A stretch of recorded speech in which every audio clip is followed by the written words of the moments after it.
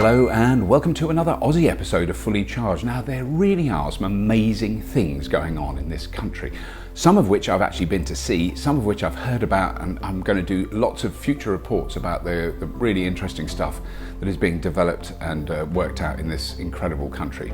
Now one place that really caught my eye was Sundrop Farm near Port Augusta in South Australia, because this place really is a farm in a desert. It opened last year. It's huge. It produces wonderful pesticide-free tomatoes, but not just a few fancy ones. We're talking tons. In fact, 15,000 tons of tomatoes a year. This one facility produces 15% of the entire Australian tomato market. But they're growing them in a desert. There's virtually no water. How the hell do they do it?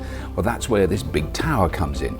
Using a concentrated solar plant, basically an array of 23,000 mirrors pointing to the top of the tower, the system superheats seawater, turning it into steam and transforming 1 million litres a day into fresh water, which they use to water the tomatoes. But the steam also drives generators producing all the electricity the system needs at the same time.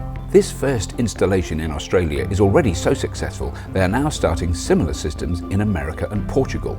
Now pop over another massive desert to the most isolated city in the world. Perth in Western Australia is a wonderful place.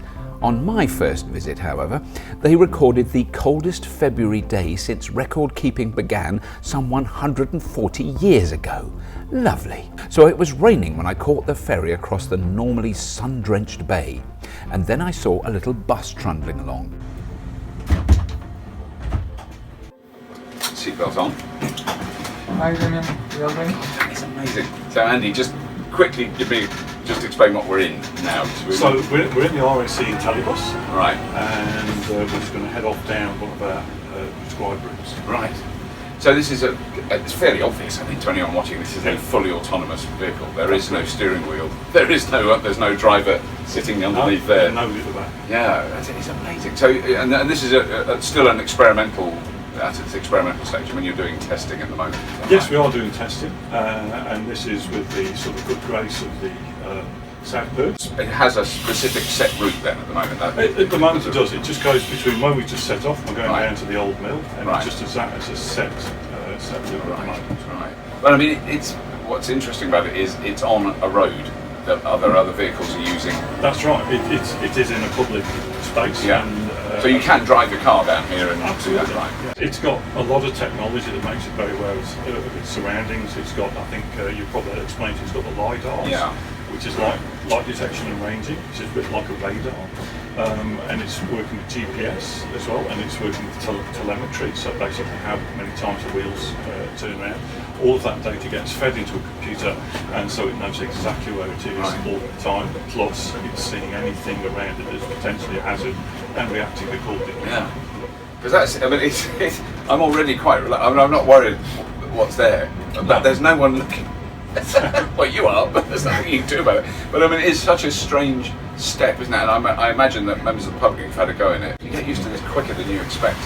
I think as soon as we have had some people who got on a little bit reticent and not too sure how confident they're going to be with it, but like you say, they get used to it really quickly and get comfortable with it very quickly. Yeah. So basically the radars will go around about 100 metres, so they're seeing anything that falls into the critical path. So if anything is going to be a danger, it will actually identify how fast it's moving and what it is, and be able to react accordingly. Right.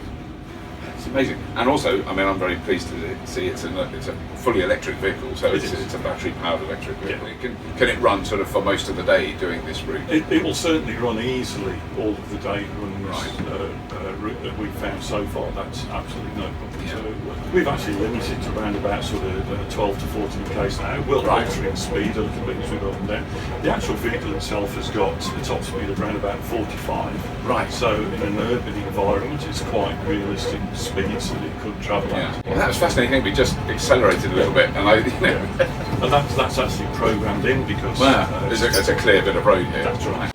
It's amazing that now we're coming up to there's other cars just drive past. You know, when you think about autonomous vehicles, and we're so used to driving, human beings are. I'm not saying we're good at it, but we're used to it. And there's all those tiny things like a bit of roadworks or something in the road, and there's so many variables. It's just mind-boggling how many possible Probably.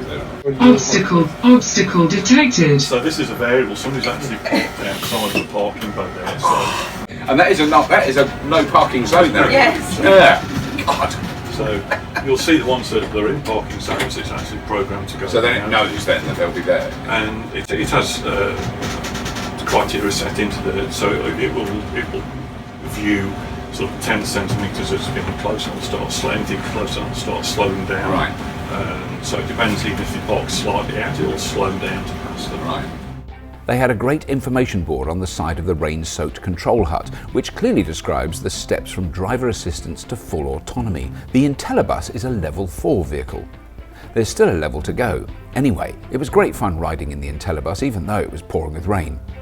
That's all for this episode. Please subscribe, you know I always say that, and maybe even check out the Patreon link. And as always, if you have been, thank you for watching.